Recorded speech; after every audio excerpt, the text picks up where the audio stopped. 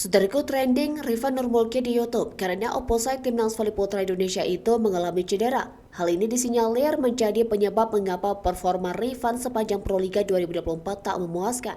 Rifan Nurmulke diketahui gagal membawa Jakarta Steenbeck mencapai laga Grand Final Proliga 2024. Pevoli asal Jambi tersebut harus puas ketika Jakarta Steenbeck mengakhiri babak Final Four Proliga 2024 sebagai tim juru kunci bermodal satu kemenangan saja.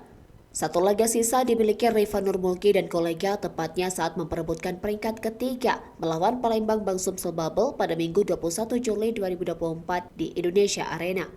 Akan tetapi baru-baru ini volley-mania tanah air dikejutkan dengan penampakan cedera bahu yang dialami Rifan Nurmulke. Tepatnya di bahu kanan ada bagian yang ambles. Hal ini dikarenakan Rifan Nurmulke terus memporsir dirinya dalam pertandingan, entah itu kompetisi resmi maupun bukan. Bagian bahu kanan yang nampak sedikit turun ini coba dipulihkan, di mana Rifan Nurmulke memilih melalui pijat khusus yang berada di Semarang. Hal itu diketahui melalui unggahan YouTube Arief Setiawan pada Jumat 12 Juli 2024, di mana kedatangan pevoli yang dijuluki sebagai A1 Indonesia ini untuk meringankan rasa sakit yang dialaminya. Rifan mengaku mengalami cedera bahu selama 2 tahun terakhir.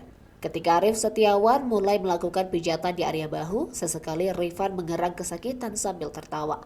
Arief Setiawan memberikan edukasi kepada Rifan dan seluruh atlet. Rasa sakit yang terjadi di bahu awalnya disebabkan karena overuse atau digunakan secara berlebihan. Setelah beberapa menit menjalani pemijatan, rasa sakit di bahu Rifan pun pulih. Dia sudah bisa mengangkat tangan kanannya hingga atas kepala.